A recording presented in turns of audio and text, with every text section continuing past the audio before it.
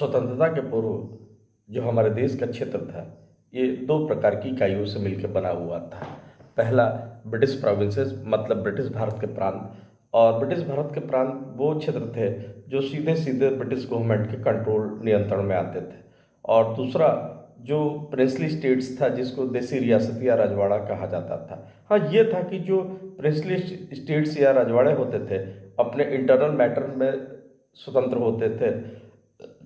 अपने आंतरिक क्षेत्र के लिए नियम कानून बनाने का इनको अधिकार होता था। हाँ, लेकिन किसी अन्य देश के साथ संबंध बनाने का इनको अधिकार नहीं होता था। तो जब लॉर्ड माउंटबेटन स्कीम के आधार पर 15 अगस्त 1947 को हमारा देश आज़ाद हो गया, तो वैसी स्थिति में प्रिंसली स्टेट्स और ब्रिटिश प्रोविंसेस, मतलब देसी रियासत और ब्रिटिश भारत के प्रांतों को मिला के जब देश का गठन हुआ, तो आनन फानन में सीमाएं निर्धारित की गई। और जो कुल हमारा क्षेत्र था, इसको 4 भागों में बांटा गया। भाग ए के अंतर्गत जो ब्रिटिश भारत के पुराने जो प्रांत थे वो शामिल थे। भाग बी के अंतर्गत कुछ प्रिंसली स्टेट्स शामिल थे, मतलब देसी रियासत शामिल थे। और इसके अलावा जो भाग सी था, इसमें भी कुछ देसी रियासतें थी। और भाग डी के अंतर्गत केंद्र शासित प्रदेश थे। उसके बाद धीरे धीरे 1948 आते आते अब ये महसूस किया जाने लगा कि जो राज्यों का सीमांकन हुआ था, बाउंड्री का निर्धारण हुआ था, वो बिल्कुल अनसाइंटिफिक और इलॉजिकल था। तो आनन फानन में हुआ था कि जैसे तैसे जल्दीबाजी में एकीकरण हुआ था। लेकिन अब ये था कि देश को विकास की आवश्यकता थी। और लंबे समय तक स्वतंत्रता आंदोलन के दौरान ही लोगों के दिलो दिमाग में ये बात आ गई थी कि जब देश आज़ाद होगा, अपनी सरकार बनेगी, तो हम तेजी से विकास करेंगे। इसलिए भी ज़रूरत था कि जो इंटरनली राज्यों की सीमाओं को बिल्कुल साइंटिफिक आधार पर राज्य बनाया जाए। अब ये था कि राज्यों का गठन किस आधार पर रीऑर्गेनाइज किया जाए, किस आधार पर पुनर्गठन किया जाए, बहुत बड़ा मुद्दा था। तो ऐसी स्थिति में एक विचार था कि भारत में राज्यों के पुनर्गठन का सबसे बेस्ट कोई क्राइटेरिया हो सकता है, तो निश्चित तौर पे ये लैंग्वेज हो सकता है, मतलब भाषा के आधार पर राज्यों का पुनर्गठन हो सकता है। और वैसे भी जो लैंग्वेज के आधार पे स्टेट रीऑर्गेनाइजेशन था, मतलब भाषा के आधार पर राज्यों का पुनर्गठन की जो अवधारणा थी, कॉन्सेप्ट था, इसका बैकग्राउंड तो काफ़ी पहले ही बन गया था। 1920 में जब असहयोग आंदोलन महात्मा गांधी द्वारा शुरू किया गया था, उसके ठीक पहले जो कांग्रेस की कमेटियां थी, प्रांतीय कमेटियां थी, उनको भाषा के आधार पर बनाया गया था। उससे भी लग गया था कि भविष्य में जो राज्य बन सकते हैं उसका आधार भाषा ही होगा। उसी तरीके से जो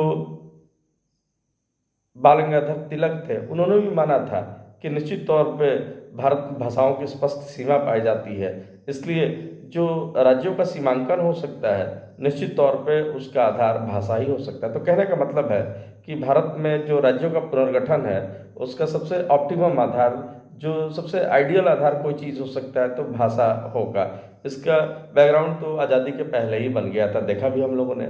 ऐसी स्थिति में इसी बात को ध्यान में रख के 1948 में जो दैन गवर्नमेंट ऑफ इंडिया थी, तत्कालीन भारत सरकार थी, उसने धर की अध्यक्षता में एक कमीशन बनाया जिसको लिंग्विस्टिक कमीशन या भाषाई आयोग के नाम से जाना जाता है।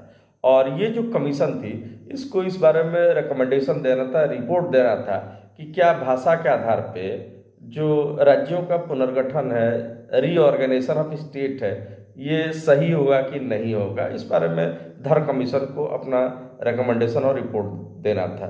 फाइनली धर कमीशन ने 1949 में अपने रिपोर्ट को सबमिट किया।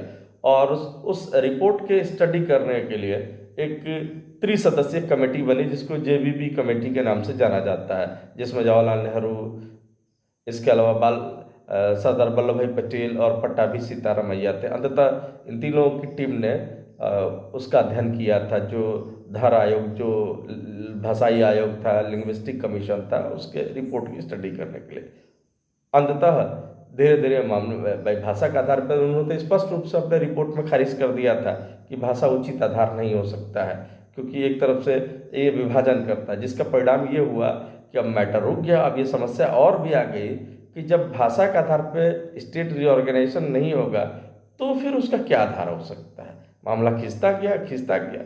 ऐसी स्थिति में आंध्र प्रदेश में मामला उग्र हो गया, जहाँ पे पोट्टी श्रीरामल्लू की नेतृत्व में एक आंदोलन चला कि जो तेलुगु भाषी क्षेत्र हैं इनको मद्रास से पृथक करके एक सेपरेट स्टेट बनाया जाए। आंध्रा आंदोलन शुरू हुआ और इनकी डिमांड थी कि जो तेलुगु स्पीकिंग पीपल हैं इनको सेपरेट करके एक आंध्र प्रदेश नाम का नया राज्य बनाया जाए। अंततः पोट्टी श्रीरामल्लू जिनके नेतृत्व में ये आंदोलन चल रहा था, उनकी मृत्यु हो गई।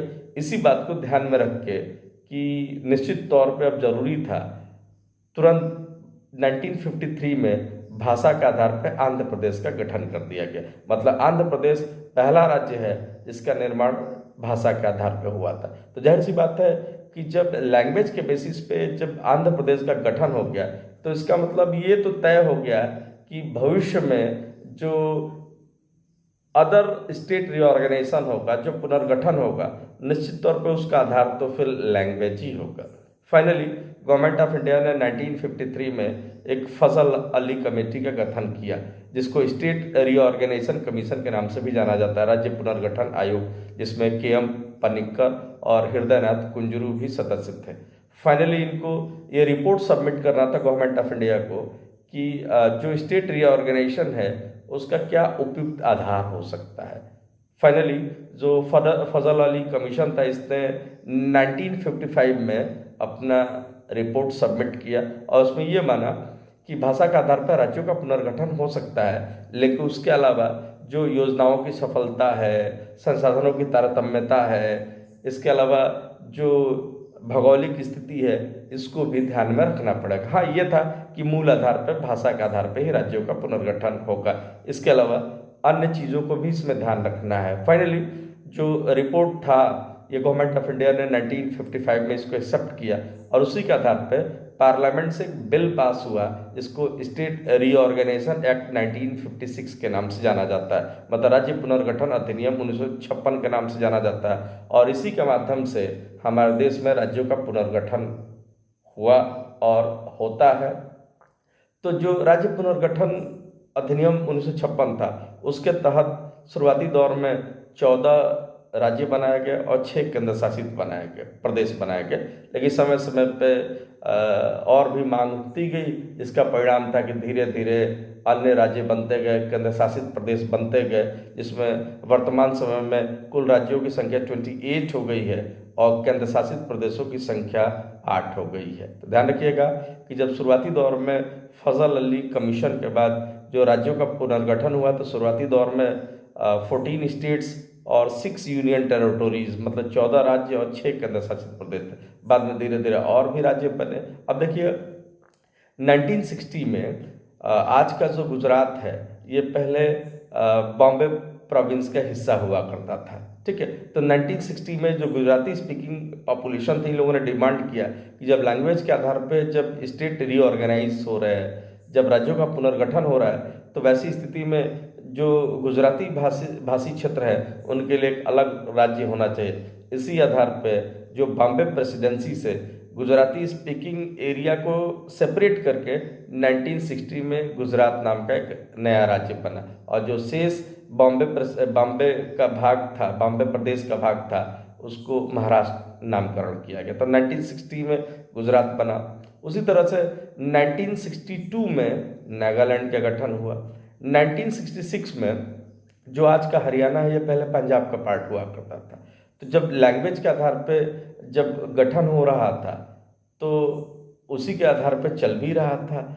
तो जो पंजाब के हिंदी स्पीकिंग जो बेल्ट है, जो आज का हरियाणा है, इन लोगों ने भी डिमांड किया कि जो पंजाब का हिंदी स्पीकिंग बेल्ट है इसको सेपरेट करके एक हरियाणा स्टेट बनाया जाए। इसी बात को ध्यान में रख के 1966 में पंजाब से सेपरेट करके एक हरियाणा राज्य बनाया गया।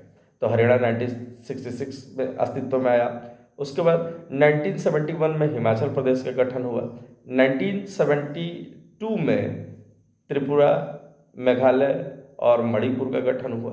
1975 में जो 36 अमेंडमेंट था, इसके तहत सिक्किम को भारत का एक राज्य बनाया गया 1975 में। इसके बाद 1986 में जो अरुणाचल प्रदेश, गोवा और मिजोरम का राज्य का दर्जा दिया गया।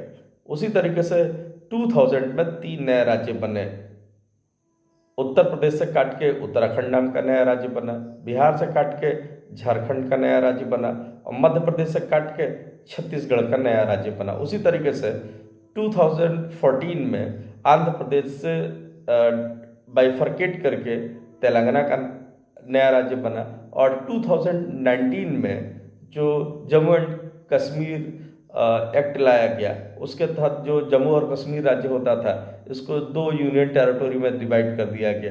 पहला मतलब केंद्र शासित प्रदेश में डिवाइड कर दिया गया। पहला यूनियन टेरिटोरी ऑफ लद्दाख, जिसमें किसी प्रकार का लेजिस्लेचर या विधायिका नहीं होगा, और दूसरा जो यूनियन टेरिटोरी केंद्र शासित प्रदेश जम्मू कश्मीर का, जिसमें विधायिका होगी, ये शामिल किया गया।